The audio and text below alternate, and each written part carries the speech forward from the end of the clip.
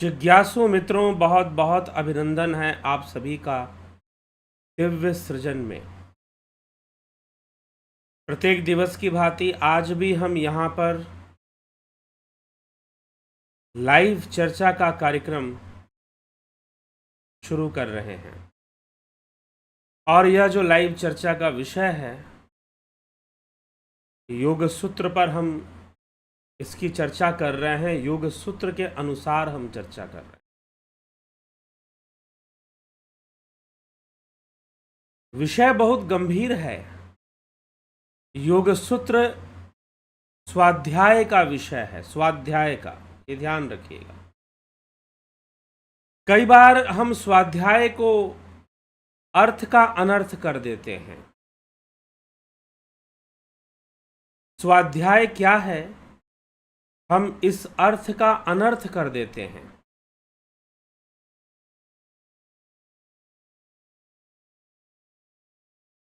कई बार लोग सीधा बोलेंगे स्वाध्याय मतलब शास्त्रों का अध्ययन ही स्वाध्याय बताया गया है, लेकिन शास्त्रों का अध्ययन स्वाध्याय नहीं हो सकता। स्वाध्याय का सीधा सा शाब्दिक अर्थ है कि स्वयं का अध्ययन करना। स्वाध्याय का अर्थ है स्वयं को जानने की कोशिश करना, स्वयं को समझने की कोशिश करना। और यह कोई भी बात जो है, यहां पर एक बात ध्यान, मैं आपको कुछ बातें मैं आपसे आज कहना चाहूंगा, क्योंकि कुछ ऐसी चर्चा कहीं पर चली, उस आधार पर यह बात है कि तर्क क्या होता है। तर्क क्या होता है, तर्क देने का तात्पर्य क्या होता है, और एक विकसित मानसिकता क्या होती है। हमारे शास्त्र हमें क्या समझाना चाहते हैं और हम क्या समझकर बैठे हुए हैं। बहुत सारे लोग बहुत प्रकार के तर्क देते हैं, लेकिन जब भी आप कोई तर्क देते हैं तो ये जरूर ध्यान रखिए कि तर्क सुनने में बड़ा तर्कपूर्ण लग रहा होगा, लेकिन क्या वह तर्क प्रमाण की कसौटी पर है? अगर उसका प्रूफ नहीं है, अगर उसका प्रमाण नहीं है, तो जुगलबंदी है, शब्दों का हेरफेर है। सनातन धर्म की सबसे बड़ी जो समस्या है वो यही समस्या है कि लोग या नहीं समझते, नहीं जानते कि कहा क्या जा रहा है, शास्त्र क्या कहते हैं, शास्त्र क्या समझाना चाहते हैं। उसके ज्ञान का हम महत्व नहीं दे पाते, और फिर क्या होता है, फिर तर्क चलता है जो कि प्रमाणहीन होता है। फिर एक प्रमाणहीन तर्कों का सिलसिला चल पड़ता है, जैसा कोई प्रमाण नहीं है, ऐसे तर्कों का सिलसिला।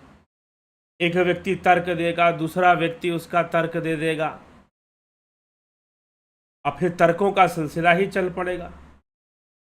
लेकिन भारतीय विचारधारा तर्कों से नहीं, प्रमाणों से चलती है। प्रमाण मतलब प्रूफ। भारतीय दर्शन तर्कों से नहीं, प्रूफ से चलती है। प्रमाण व्यवस्था क्या है, इसको समझना पड़ेगा। तो प्रमाणों से चलती है, मतलब कि आपके बातों के प्रमाण भी होने चाहिए, कहीं कहा सुनी की बात नहीं। आजकल तो देखिए, सबसे बड़ी बात क्या है, आपको एक बात बता दें, सनातन धर्म का लीडर बनना बहुत आसान काम है।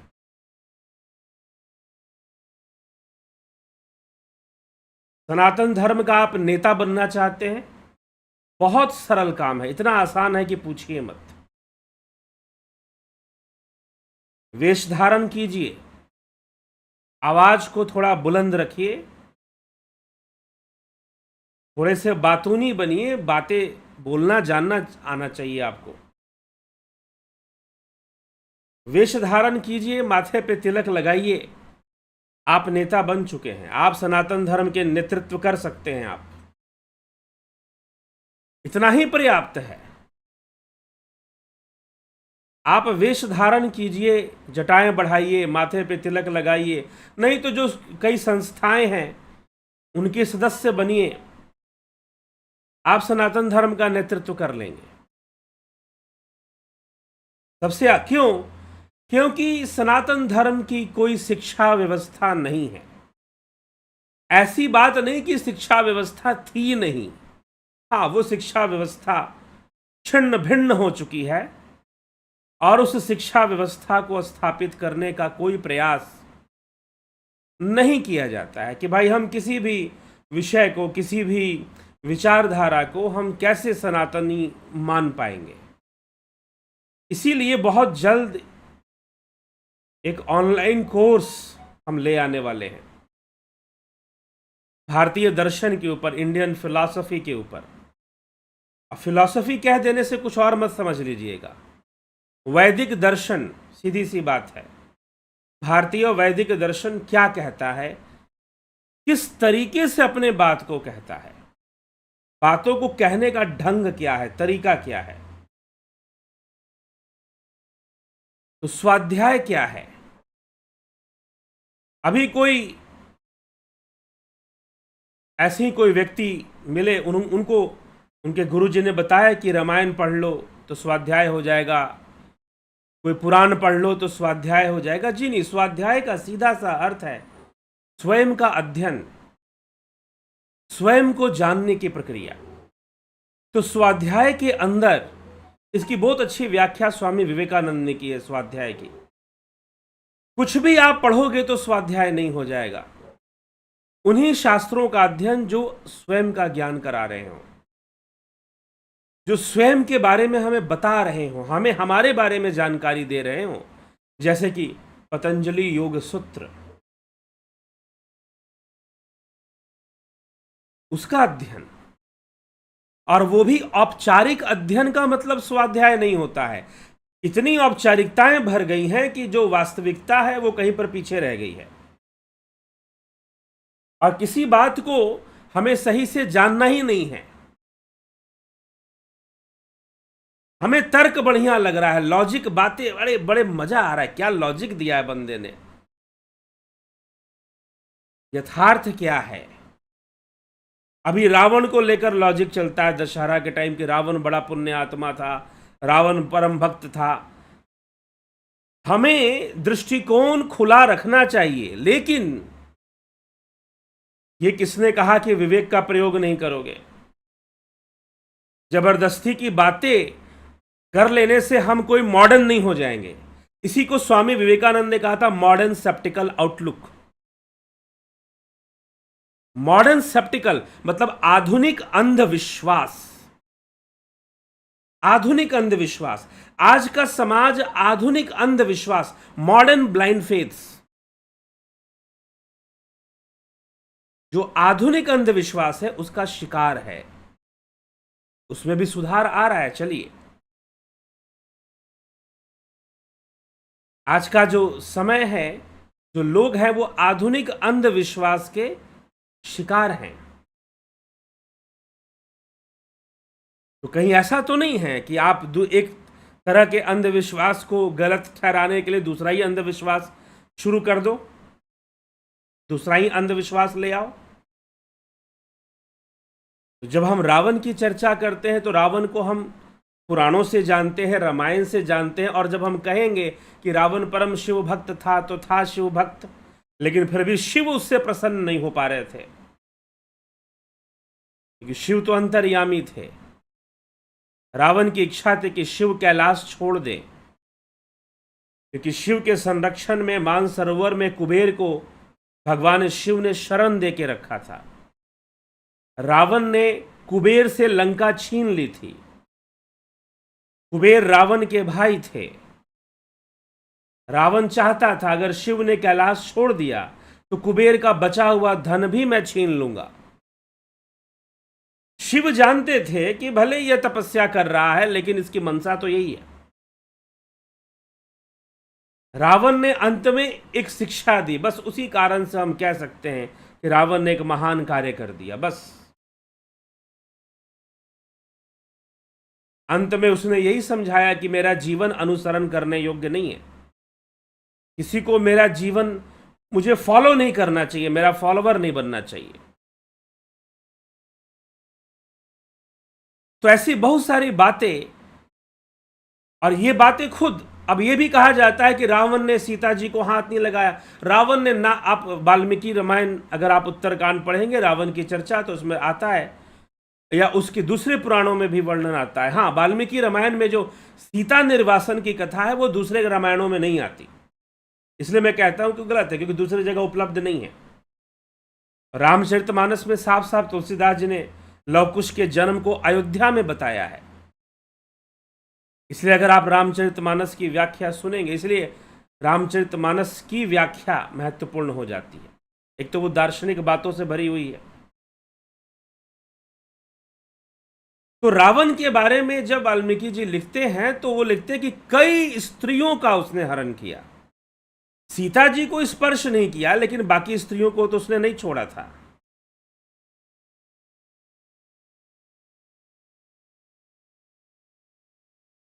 तो जब आप रावण की बात करते हो तो थोड़ा सा अध्ययन, व्यक्तिगत अध्ययन भी बढ़ा लेना चाहिए। व्यक्तिगत अध्ययन भी तो कीजिए, या बस तर्कों से काम चलाएंगे, व्हाट्सएप ज्ञान से काम चलाएंगे, व्हाट्सएप डिक्शनरी से काम चलाएंगे, कहां से काम चलाएंगे? तो आजकल ये व्हाट्सएप और फेसबुक का जो नॉलेज है बड़ा खतरनाक है। तो इसको लेकर आप मत समझ लीजिएगा कि आपको शास्त्रों का ज्ञान हो गया है और आप बड़े सटीक ज्ञान वाले बन गए हैं। बेकार के तर्क इधर से उधर घुमाते रहेंगे, लॉजिक देते रहेंगे, लॉजिक से पेट नहीं भरता। नहीं तो मान लो कि रोटी खा लिया तो पेट भर जाना चाहिए मानने मात्र से, तर्क देने मात्र से ही नहीं। रोटी का निवाला गले के नीचे उतरेगा, पेट में जाएगा, तब तो जाके ना पेट भरेगा। इसीलिए शास्त्रों को प्रमाणों की आवश्यकता पड़ी, प्रमाण व्यवस्था की आवश्यकता पड़ी। तो यह सारी बातें, अब एक साधारण हिंदू बोलेगा कि भाई भगवान ही का क्या प्रमाण है, तो आप शास्त्र पढ़ो। हमारे खुद के वैदिक दर्शन में ऐसे दर्शन है जो किसी ऐसी आसमानी शक्ति को कोई मानने के लिए तैयारी नहीं है। प्रकृति को मानते हैं, प्रकृति हमें सीधा बहुत कुछ दे रही है, प्रदान कर रही है। इसलिए प्रकृति पूजा एक अभिन्न अंग बन जाता है सनातन धर्म में। तो इसीलिए स्वाध्याय का अर्थ स्वयं से है, आत्मा से है। स्वाध्याय का अर्थ स्वयं से है, आत्मा से है। और आत्मा भी कोई मान्यता का विषय नहीं है, जानने का विषय है। मनुष्य ईश्वर को क्या जानेगा? वो स्वयं अपने आप में अपने लिए ही सबसे बड़ा रहस्य है, वो स्वयं को ही जान ले।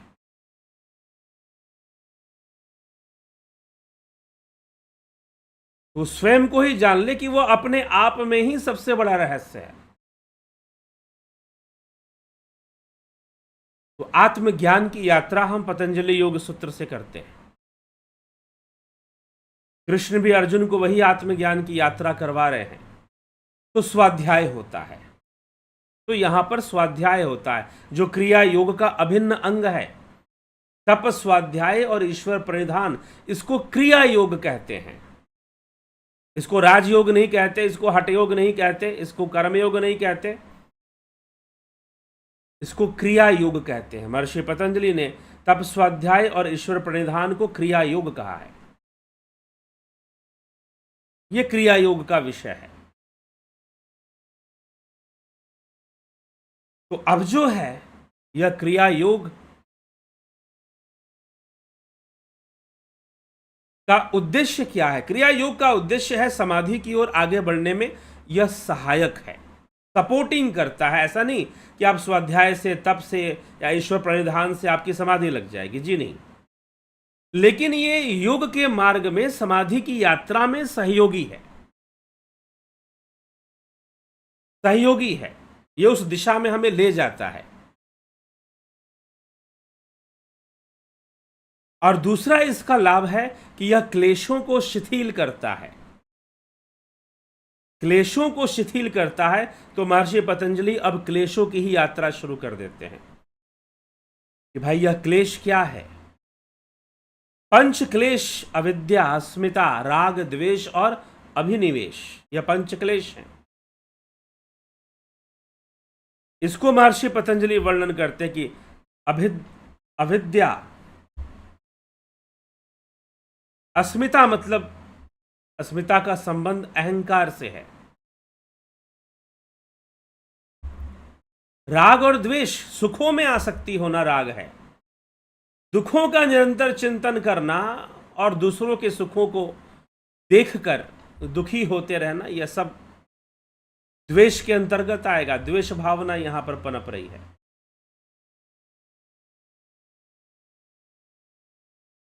और अस्मिता, दृग शक्ति और दर्शन शक्ति का एक ही भाव होना। दृग दर्शन शक्तियो रेकात्म दैवास्मिता, वह अस्मिता है। दृक शक्ति और दर्शन शक्ति, बुद्धि को ही, बुद्धि और चेतना का एक प्रकार से, बुद्धि यहां पर दृक शक्ति के रूप में विद्यमान है। तो उसकी एक रूपता को, उस बंधन को स्वीकार करना, बुद्धि के बंधन को, महत तत्व को।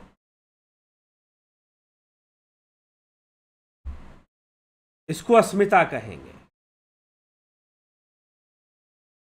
ठीक। और अविद्या क्या है? कल हमने सुना, सत्य, असत्य को सत्य समझना, अनित्य को नित्य समझना, यह अविद्या का स्वरूप बताया गया है। और यह कैसे संभव है?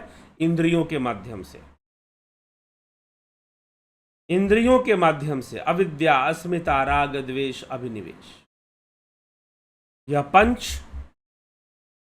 क्लेश कहे गए हैं। पंच क्लेश। क्लेश का अर्थ क्या है यह भी समझिए। क्लेश मतलब जो व्याधि स्वरूप है। क्लेश मतलब जो दुख स्वरूप है, जो दुख रूप में विद्यमान है। तो अनित्य को नित्य समझना, अपवित्र को पवित्र समझना, दुखकर को सुखकर समझना और अनात्म वस्तु को आत्म समझना। अनात्म वस्तु क्या है? कल थोड़ी सी इसकी व्याख्या पर मैं ज्यादा समय नहीं दे पाया था। यहां पर सीधी सी बात है कि जो इंद्रिय जगत है, जो सेंसरी वर्ल्ड है, जो सेंसुअल वर्ल्ड है, सेंसुअस है, सेंसुअल नहीं सेंसुअस है, यह जो इंद्रिय जगत है, यह संपूर्ण अनात्म विषय है। तो अनात्म विषय को आत्म समझ लेना, शरीर को अपना समझ लेना, शरीर में ही अपने आप को ढूंढना और शरीर में ही अपने आप को देखना, यह अनात्म को आत्म समझ लेने के बराबर है।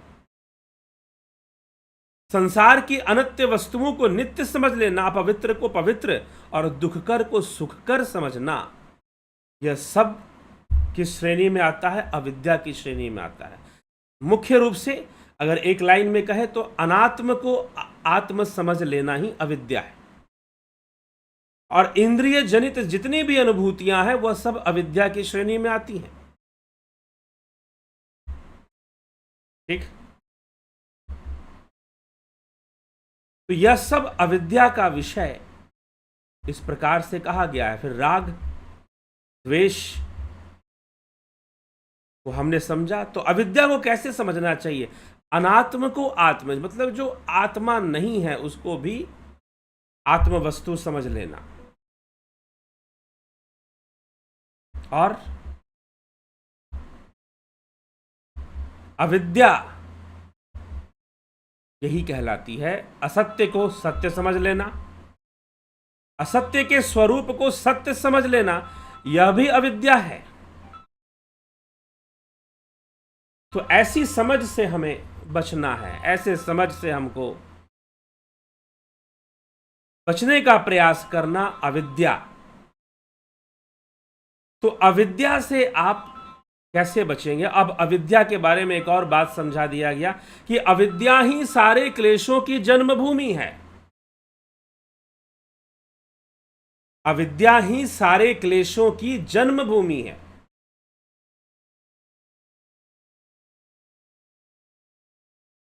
सारे क्लेश अविद्या के कारण ही उत्पन्न होते हैं, चाहे वो अस्मिता हो, अहंकार हो, राग हो, द्वेष हो और अभिनिवेश हो। अभिनिवेश क्या है? जीवन के प्रति जो ममता है, जो विद्वानों में और विवेकवानों में भी सूक्ष्म रूप में रहती ही रहती है,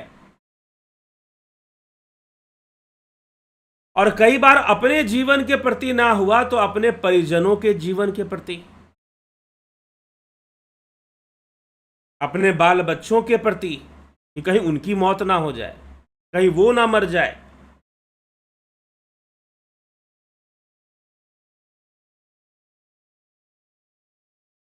अब ये बात जो बताई गई, कई बार ये विद्वानों के अंदर, विवेकवानों के अंदर भी यह अभिनिवेश विद्यमान रहता है। क्यों विद्यमान रहता है? क्योंकि सारी अभिव्यक्ति तो इसी आधार पर है ना, इस जीवन के आधार पर ही सारी अभिव्यक्तियां आप कर रहे हैं। तो जब सारी अभिव्यक्ति से जीवन के आधार पर कर रहे हैं, तो उस जीवन के प्रति एक स्वाभाविक ममता का होना, यह जो है अभिनिवेश के रूप में आता है। यह एक क्लेश, यह भी एक क्लेश है। अब ये सारे क्लेश हैं। क्लेश मतलब व्याधि, क्लेश मतलब दुख या दुख का कारण। यद्यपि महर्षि पतंजलि अभी दुख और दुख के कारण और दुख के उपाय, इन सब पर अभी चर्चा करेंगे, जो कि बौद्ध दर्शन से मिलता जुलता है, बौद्ध बुद्ध के 4 आर्य सत्य से मिलता है। वो आगे अभी चर्चा में आएगा। तो ये सारे क्लेश, इन सभी क्लेशों का परिणाम क्या होता है? पहले तो वो कहते हैं कि इन क्लेशों को दूर करने के लिए चित्तवृत्ति निरोध करना चाहिए। इन क्लेशों को दूर करने के लिए क्या करना चाहिए? तो चित्तवृत्ति का निरोध करना चाहिए। पहले तो यह स्पष्टीकरण दिया गया कि आप चित्तवृत्ति का निरोध कैसे करोगे? चित्तवृत्ति का निरोध तो वही उपाय है, वही सारे उपाय हैं।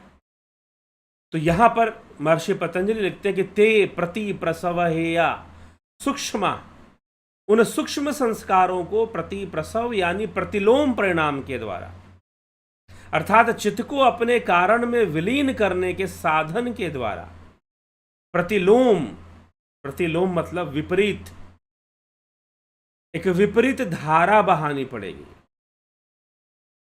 विपरीत धारा बहानी पड़ेगी। उसके माध्यम से, मतलब कि यह जो क्लेशों की दिशा है, क्लेशों की विपरीत दिशा में यात्रा करनी पड़ेगी, और वह यात्रा ही अष्टांग योग की यात्रा है। क्लेशों के विपरीत दिशा में हमें चलना पड़ेगा, तो धीरे धीरे हम क्लेशों से मुक्ति पा पाएंगे। और वह जो विपरीत यात्रा है, उसी को यहां पर कहा गया है ध्यान हेयास्तद वृत्तयः। ध्यान के द्वारा उनकी वृत्तियां नष्ट करनी पड़ती हैं। किसकी वृत्तियां? क्लेशों की वृत्तियां। तो ध्यान के द्वारा, यहां पर महर्षि पतंजलि ध्यान का उपयोग बता रहे हैं कि ध्यान के द्वारा, ध्यान हेयास्तद वृत्तयः, जो हेयास्तद, हेय मतलब होता है दुख, हेय मतलब है कष्ट, क्लेश का मतलब है कष्ट, दुख, व्याधि उत्पन्न करने वाली चीजें, या दुख का कारण क्लेश कहा जाता है। तो ध्यान हेयास्तद वृत्तयः मतलब ध्यान के द्वारा इन दुखों को दूर करना पड़ता है, इन क्लेशों को दूर करना पड़ता है। आगे अब क्लेश परिणाम को वो समझाते हैं कि क्लेश मूलः कर्माशयो दृष्टा दृष्ट जन्म वेदनीयः। कर्म संस्कारों के समुदाय की जड़ ये सब पूर्वोक्त क्लेश ही है। क्लेश क्या है? तो कर्म समुदाय के का आशय है क्लेश। वर्तमान जन्म भावी जन्म में अनुभव करने योग्य कर्म और वासना का जो मूल है वो क्लेश है। कर्म और वासना का मूल क्या है? क्लेश है। इसलिए कहा गया क्लेश मूलः कर्म आशयो। कर्म आशय का मतलब, कर्म आशयो मतलब कर्म वासना। वासना मतलब कर्मों के प्रति, कर्म फल के प्रति जो हमारा अनुराग है, इसको भगवान कृष्ण कहते हैं कि इसी को त्यागना है। अनाश्रितो कर्म फलम कार्यम। छठे अध्याय भगवत गीता का पहला श्लोक लीजिए और ये सूत्र लीजिए, दोनों को एक साथ पढ़िए। क्लेश मूलः कर्माशयो दृष्ट दृष्ट जन्म वेदनीय। वहां भगवान कृष्ण कहते हैं अनाश्रितो कर्म फलम कार्यम, मतलब कि तुम कर्म फल का आश्रय छोड़ दो। और यहां पर महर्षि पतंजलि समझा रहे हैं कि वर्तमान जन्म और भावी जन्म में क्लेश मूलः कर्माशयो दृष्ट दृष्ट जन्म वेदनीय। भावी जन्म में अनुभव करने योग्य कर्म और वासनाओं का जो मूल है वह क्लेश ही है। अर्थात हमसे जितने भी कर्म हो रहे हैं, हमारे जीवन में जितनी भी कर्म वासनाएं हैं और हम कर्म फल के जितनी भी चक्कर हैं हमारे, जो सुख दुख के रूप में आते हैं, क्षणिक सुख उसको सुख नहीं मानते हैं। सांख्य शास्त्र उसको सुख नहीं मानता। इसी आधार पर बौद्ध दर्शन ने भी सुख नहीं माना। वैसी चर्चा योग सूत्र में भी मिलती है, आगे के सूत्रों में आएगी अभी। लेकिन यहां पर यह जो क्लेश है कर्म आशय, कर्म वासना का मूल है। और इस जन्म में भी और आगे आने वाले जन्मों में भी दृष्टा दृष्ट जन्म वेदनीय, जो जन्म हमारे सामने है और जो भावी जन्म होगा, उन सब में जो हम कर्म वासनाओं का अनुभव करते हैं, उन सब में जो कर्म फल का अनुभव करते हैं, थोड़ा सुख तो थोड़ा दुख के रूप में। तो जो थोड़ा सुख थोड़ा दुख कहने का मतलब यहां पर इसलिए दुख थोड़ा नहीं है, सुख थोड़ा है, क्षणिक है, तो कहीं विशेष रूप से इसका गुण है। तो महर्षि पतंजलि की विचारधारा भी बुद्ध के समान इस विषय को मानती है कि संसार दुखमय है, और इसके ऊपर सूत्र भी हैं। सांख्य सूत्र का भी प्रारंभ इन बातों से होता है कि संसार दुखमय है। ऐसा नहीं कि बुद्ध ने कोई पहली बार ऐसी बात कही हो।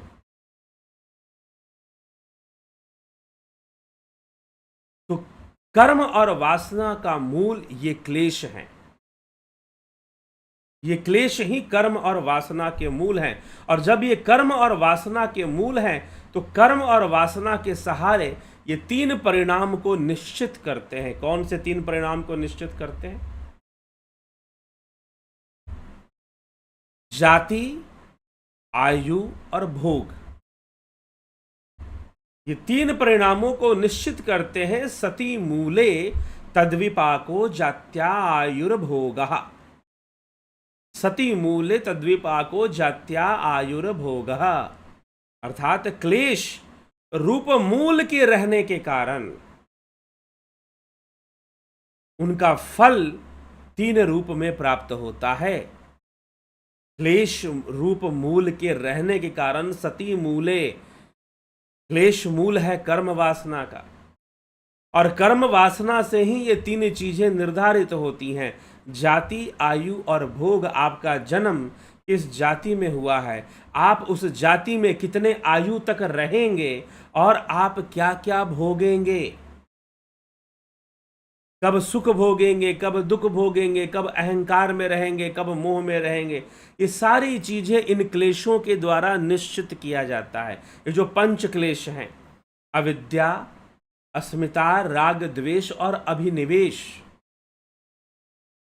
कर्म वासना के मूल में यही है। और कर्म वासना के परिणाम स्वरूप इन क्लेशों के मूल का परिणाम है। क्या परिणाम है? जाति, आयु और भोग। अब जाति का संबंध किससे है? तो जाति का संबंध आपके जन्म से है। आपका जन्म जैसा हुआ है, जिस जाति में हुआ है, वो आपकी जाति मानी जाएगी। तो जाति, आयु और भोग, ये तीन चीजें निश्चित कर देंगी। लेकिन अब ये कर्म और वासना और क्लेश जीव की स्थिति को निश्चित करते हैं, जीव की स्थिति को। अब जीव चाहे जिस रूप में रहे, इन तीनों के प्रभाव में तो रहेगा।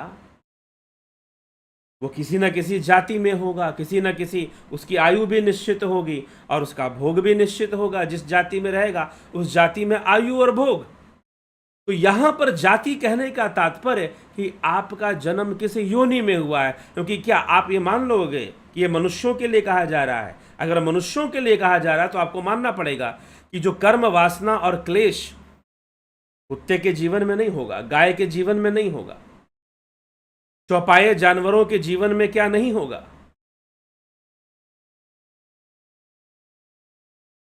चौपाए जानवरों के जीवन में नहीं होगा,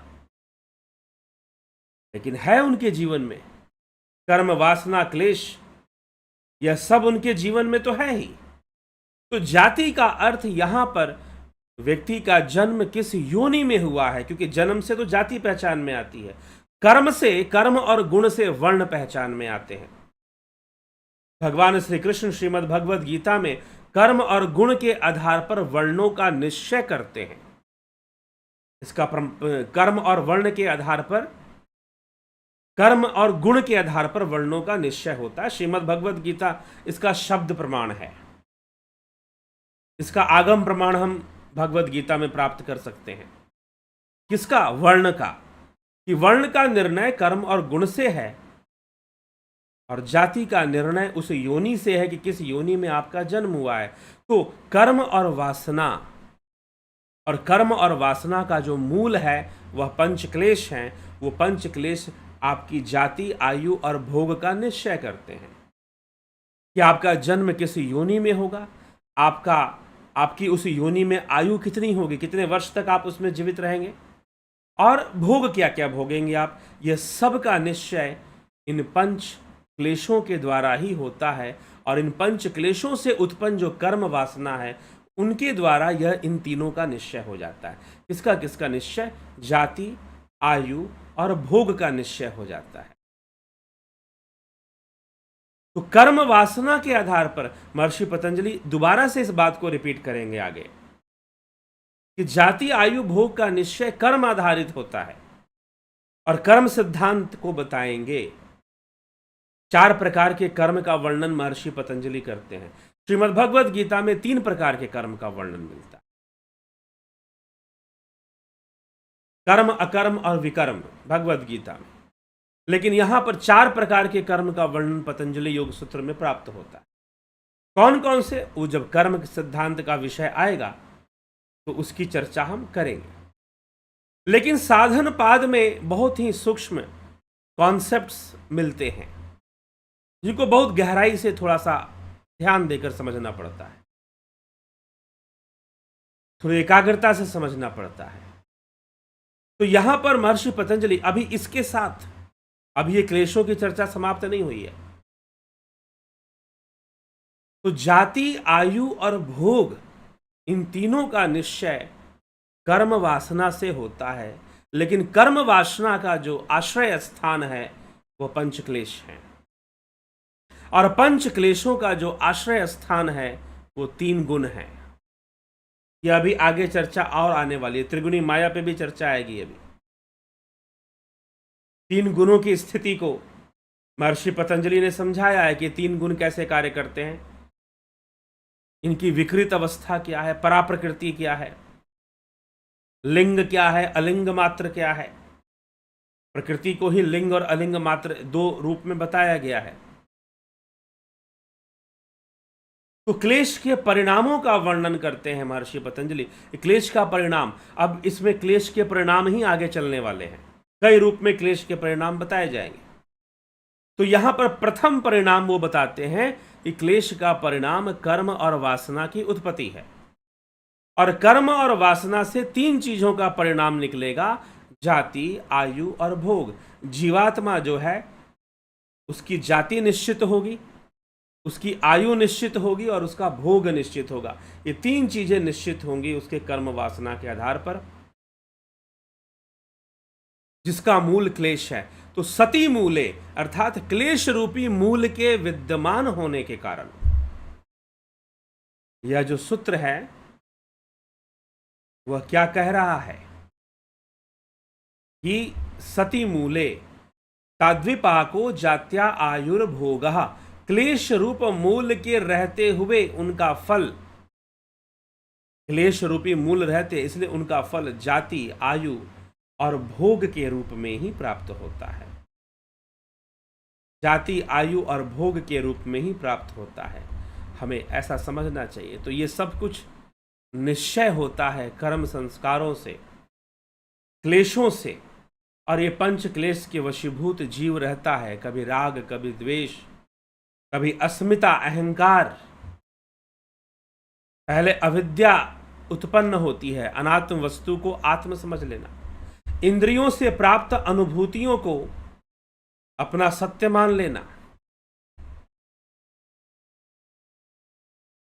क्लेशों की मौजूदगी के कारण, क्लेशों के विद्यमानता के कारण कर्म वासनाएं दोनों फल की आरंभ करने वाली होती हैं। क्लेश होने से कर्म वासनाएं होती हैं और कर्म वासनाओं से ये 3 प्रकार के फल प्राप्त होते हैं, जाति आयु भोग। ठीक। और अगर क्लेश ना हो, क्लेश रूपी बीज ना रहे, अगर ध्यान योग से बीज नहीं जला, उपजने को समर्थ रहता है,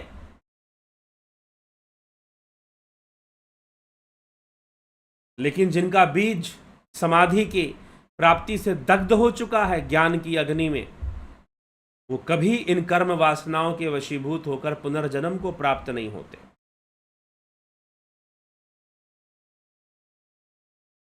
ठीक।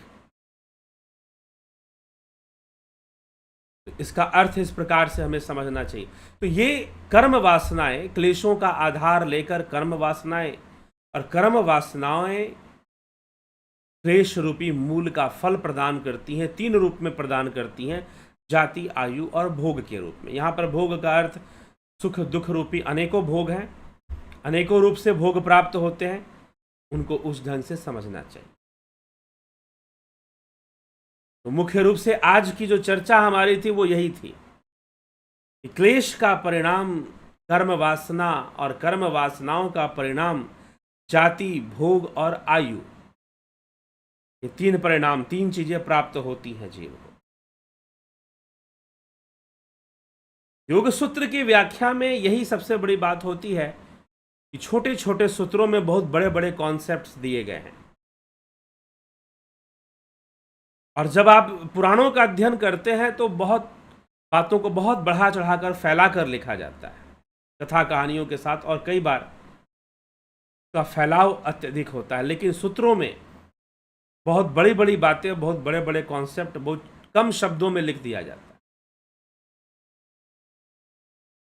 तो महर्षि पतंजलि यही तो से आपको यहाँ पर कुछ सूत्र संख्या मैं आपको बता दूं, तो लगभग 10वें से लेकर 12वें सूत्र तक ये चर्चा करते हैं। ठीक, 12वें 13वें सूत्र तक। ठीक, तो 13वें सूत्र तक वो ऐसी चर्चा कर रहे हैं, क्लेशों की चर्चा, क्लेश के परिणाम की चर्चा। तो क्लेश 13वें सूत्र में कहते हैं सती मूले तद्विपाको जातुर आयुर्भोग। उसके पहले कहते हैं कि कर्म वासना जो है वो क्लेशों का आश्रय लेकर है। क्लेश मूल कर्म आशयो दृष्ट दृष्ट जन्म वेदनीय, और जन्म जन्म में एक जीवात्मा को इन क्लेशों के कारण दुखों का भोग करना पड़ता है, क्लेशों के कारण दुखों का भोग करना पड़ता है। ठीक, ये हमें समझना चाहिए। चलिए आगे चलते हैं, विचार करते हैं। तो ध्यान के द्वारा क्लेशों से निवृत्ति संभव है, ध्यान योग से क्लेशों से निवृत्ति संभव है। तो ध्यान योग हमें करना चाहिए, और ध्यान योग का ऑनलाइन कोर्स जो है, ऑनलाइन कोर्स जो ध्यान योग का है वो शुरू हो रहा है 20 अक्टूबर से। कुछ लोगों ने इसकी ज्वाइन करना शुरू कर दिया है, ज्वाइन कर लिया है। आप भी इसको जल्द से जल्द ज्वाइन कर इसका लाभ उठाएं। साथ ही प्राकृतिक चिकित्सा का भी यह कार्यक्रम होगा 20 अक्टूबर से। बहुत लाभकारी है यह प्राकृतिक चिकित्सा। ठीक। ध्यान योग के अंतर्गत गाइडेड मेडिटेशन, ट्रांसेंडेंटल मेडिटेशन और स्पिरिचुअल हीलिंग टेक्निक्स आपको दी जाएंगी। बहुत लाभ उठा सकते हैं। कई लोगों ने इसको प्राप्त करके बहुत लाभ उठा रहे हैं, आप भी उठाइए। चलिए तो आगे बढ़ते हैं और आपके टिप्पणियों को देखते हैं। अमन कक्कर जी, बहुत अभिनंदन है। राजू पाल जी, अपूर्व विश्वकर्मा जी, जगत नारायण जी, नवजोत नाथ जी, अवधेश कुमार जी, विक्रम सिंह जी, जितेंद्र साहू, शंकर प्रसाद जी, बहुत अभिनंदन है सभी का यहाँ पर।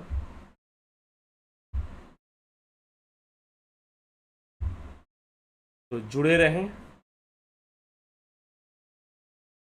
बने रहें, लाभ उठाते रहें।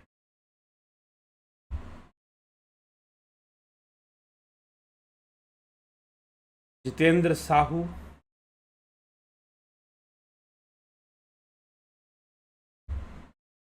जितेंद्र साहू जी, शंकर प्रसाद जी, पवन कुमार गुप्ता जी, रूपलाल विश्वकर्मा जी, गणेश पवार जी, बहुत अभिनंदन है। नरसाराम जी, अवनी प्रधान जी, शिखर शर्मा, राम निवास मीना, धनराज सिंह राजपूत, पंकज सोनी जी, सुहास राणे, दीपक कुमार जैन जी, बहुत अभिनंदन है आपका। रामविलास जी, दीपक कुमार जैन, सविता नायक, रतन सिंह जी, उषा श्रीवास्तव, गौतम दास, सतीश कुमार, अजीत, अपराजित, काशीनाथ, जलाराम रायका, माधुरी कोले, विनोद के सूद, विजय बाला, श्वेता कुमारी, कन्हाई कुमार, काशी आज, राजेश, ओम दत्त गुरु जी प्रणाम। द्वारा योग रहस्य बताया जा रहा है, हम इसके लिए बहुत आभारी हैं। जी हाँ, लाभ उठाइए योग रहस्य का। राजेश भाई मकवाना, आशा रानी, नीता सिन्हा जी, जोंती दत्ता जी, बहुत अभिनंदन आपका। पांडुराग वराले, भगवती यादव, बिमला शाह, राजेंद्र चौहान, मुकेश राठौड़, मनीष यादव, हीरा लाल यादव जी, शिवम भट्ट, कमलेश खैरनर, संतोष गुप्ता, एके त्यागी, उत्कर्ष तिवारी जी, विष्णु चंद्र मौर्य जी, संतोष गुप्ता जी। आगम प्रमाण से क्या तात्पर्य है? आगम मतलब शब्द प्रमाण, जो हमारे प्रमाणिक शास्त्र हैं उनके प्रमाण। आगम मतलब सिद्धों के वाक्य। ठीक है। आगम ग्रंथ, हम वेदों से पूर्व के साहित्य को, ग्रंथों को भी आगम कहते हैं। क्यों? क्योंकि वो शब्द प्रमाण, उन्हीं का प्रमाण लेकर वेदों की रचना हुई है। आगम को हम जो पूर्व वैदिक काल है, पूर्व वैदिक मतलब वेदों से पूर्व, प्री वैदिक एरा, उसमें भी कई ग्रंथों की रचना हुई, तो उसी का आधार लेकर उन्हीं का संकलन कर कर वेदों का निर्माण किया गया था, तो उनको भी आगम कहते हैं। ठीक। तो आगम शब्द प्रमाण है। यह चौथे प्रकार का प्रमाण मान्य है। मीमांसा शास्त्र में इसे फोर्थ लेवल दिया गया है। इससे पहले 3 प्रमाणों का महत्व है: प्रत्यक्ष, अनुमान और उपमान। महत्व इन तीनों का अधिक है। उसके बाद आगम, उसके बाद शब्द, टेस्टिमनी, जिसको हम कहेंगे टेस्टिमनी। ठीक है। तो यह है, तो यह सब हमें समझना चाहिए। अभिषेक कुमार पांडे जी, घनश्याम सरोदे जी, सनातन हमेशा और सनातन की सच्चाई अत्यंत ही लाभकारी है। हमें सनातनियों को वेद की तरफ लौटना ही पड़ेगा। जी हाँ, लेकिन ये व्हाट्सएप ज्ञान, फेसबुक ज्ञान से संभव नहीं है। एक बहुत सही सटीक शिक्षा व्यवस्था से ही ये संभव है, और जबरदस्ती की थोपने वाली बातों से भी संभव नहीं है। एक सटीक व्यवस्था से ही यह संभव है। तो तभी जाकर यह संभव होगा। तो वैदिक दर्शन पर, सनातन धर्म दर्शन पर बहुत जल्द ऑनलाइन कोर्स मिलने वाला है आपको। आप उसको ज्वाइन कर कर जरूर लाभ उठाइए उस ऑनलाइन कोर्स का। ठीक है, तो चलिए इसी के साथ आज के कार्यक्रम को विराम देंगे और कल फिर मिलते हैं लाइव चर्चा में। बहुत बहुत आभार आप सभी का।